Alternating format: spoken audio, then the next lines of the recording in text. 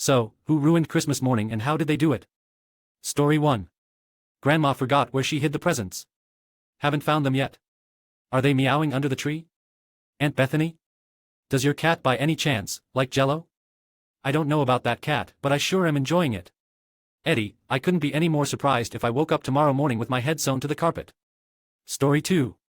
Drove 4 hours to spend the day with my dad, at his request 3 weeks ago, then immediately after lunch, not even dinner, he said he and his new girlfriend, of 4 weeks, were invited to a friend's dinner and were going there.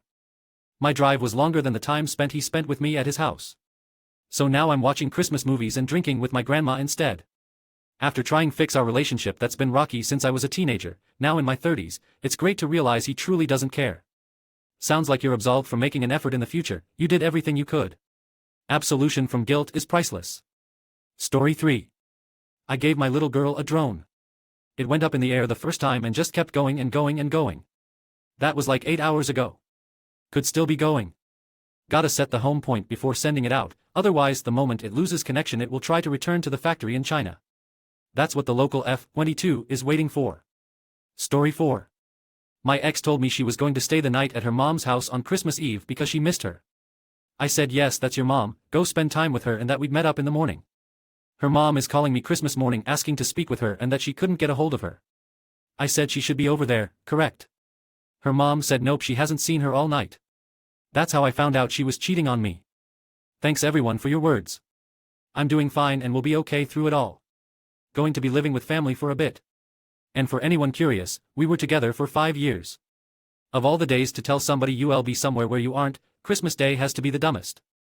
That day of the year when everybody's most likely to contact one another. There's the story of that US 9 to 11 thing where a guy who worked in one of the buildings was married, went off to what his wife thought was work, and she frantically called him when she heard the news that his building had been hit by a plane. He casually replied that he was at work, what's she so upset about? He was at his affair partner's place somewhere else and hadn't heard the news yet. What the fuck, lol. Story 5. My sister brought her dog, who immediately walked over and threw up all over my kid's presents as if he'd been planning to do that all year. Sorry, but compared to everything else in this thread I just chuckled so hard, lol. I can see it perfectly. My man hates those kids. I'm just picturing the dog thinking, you've got this, Rover, just 5 more minutes and then you can puke all over their presents. Burp, oh god, I'm gonna puke. Nope, hold it in buddy, almost there. It'll be worth it, I promise. Story 6. My mom invited my nephew that molested my daughter and told us we could leave if we couldn't just get over it. It happened 5 months ago and he's still in a court-ordered program for juveniles. In her mind I ruined her family by turning this more loved grandchild into the police. I hope you left. Your mom is disgusting. My mother would no longer be my mother and she would just have to get over it. My husband is a probation officer for these kids. It's most likely a probation violation for him to be there with his victim. Make a call. Absolutely the case. I'm a therapist that works with these teens. If he's in a program he has rules. Seeing the victim is against the rules. More so, the guardians are delegated to supervise their kids only under the expectation from the court that they follow the rules. Make the call. Mom is probably violating her terms of supervision. I worked a case just like this for CPS. Depending on the kid's age he could be in for some trouble, but whoever is the legal guardian of that child is likely about to find themselves no longer in that role if this gets reported. You know. I know how Reddit is generally like, divorce the wife, burn the house, marry the dog, etc., but I feel like this is one of those situations where I would blacklist my family member for life and never offer forgiveness or a vocal word again. Just out of sheer rage. Yet, I'm still processing your blurb. I agree. I was hanging out with someone yesterday who needed a distraction because she was missing her mom. Her mom stuck by her pedo husband who's in prison for molesting this friend's daughter. Her sister is neutral, but letting her mom move in with her soon. Sometimes I think about sending anonymous bulletins to the mom's coworkers and neighbors to expose her for supporting a pedo, but I don't want it to backfire on my friend, so I just try to be there when she needs someone. Vile. Utterly loathsome and vile. Your mother was perfectly okay with forcing her granddaughter to spend the day with the person who molested her? Please let me speak to your mother, I'd like to set her straight. Wow, what the fuck? Get over it, absolutely fucking not. I'm sorry your mom is a complete dumbass and I'm sorry if that's rude of me to say. Story 7. My brother by existing. My family flew into Paris from one country, he flew in from another, and had a complete mental breakdown because no one came to the airport to escort him to our Airbnb and ordered him an Uber instead. He proceeded to scream and abuse my parents, stating that they abandoned him and left him to fend for himself in the wild unknown that is CDG Airport. He then threatened to leave immediately and refused to leave his room, not even to eat, as a form of protest for my parents being so horrible to him. He is 35 years old, and my parents bought his tickets and this trip is on their dime entirely. I thought you were going to type one of the synopses from the Home Alone series. I heard brother, and flights to Paris and thought this was Buzz's account. Story 8. My mother. She screamed at my dad like a banshee at about 6 a.m. All my dad did was put water in the coffee maker. When you put water in, it immediately starts brewing. I guess that was too early in the morning to start the coffee? I'm not exactly sure what her beef was. For context, for the first time in several years, my entire immediate family were all under one roof for an extended period of time. We were staying at my grandmother's house for the holidays. My mother has always been prone to fits of rage.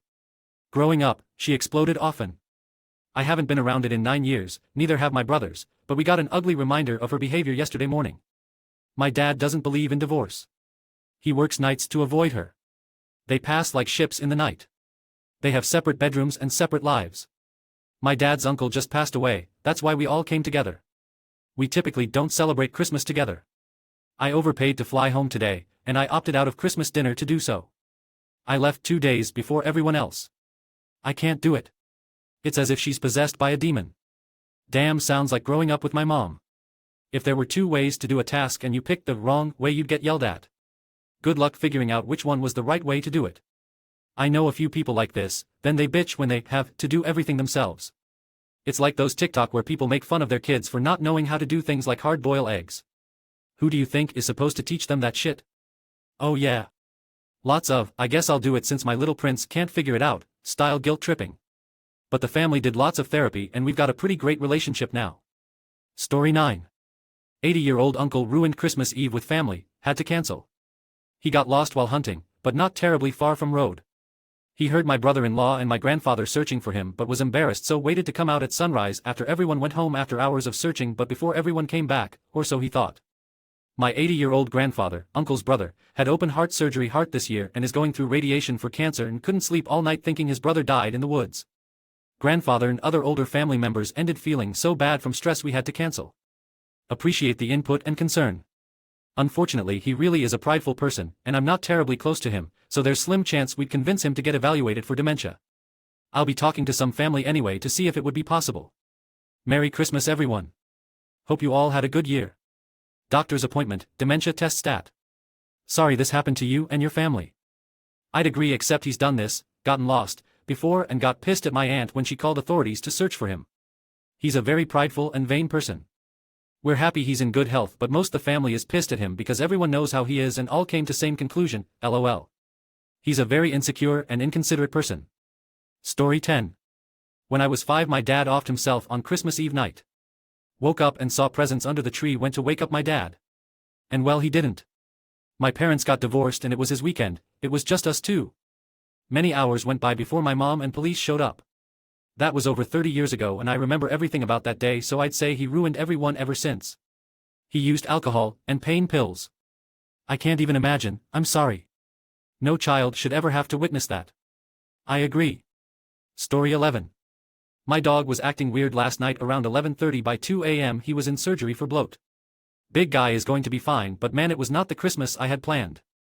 Bloat is scary, I'm glad y'all caught it. Hope he recovers fast. My now 8 years old Great Dane got it a few years ago. He had been boarded while we were on vacation. When my wife went to pick him up, he was clearly near death. Must have happened earlier that day, otherwise he would have been dead. $12,000 later, emergency surgery, feeding tube, multiple MRIs, 5 nights at her vet, etc. He is still here being a big goofball. Normally I'd say that was an insane amount, but after being told to come in at 2 a.m. to say goodbye because he wasn't going to make it, I didn't care. Money is easy to get back, my dog isn't.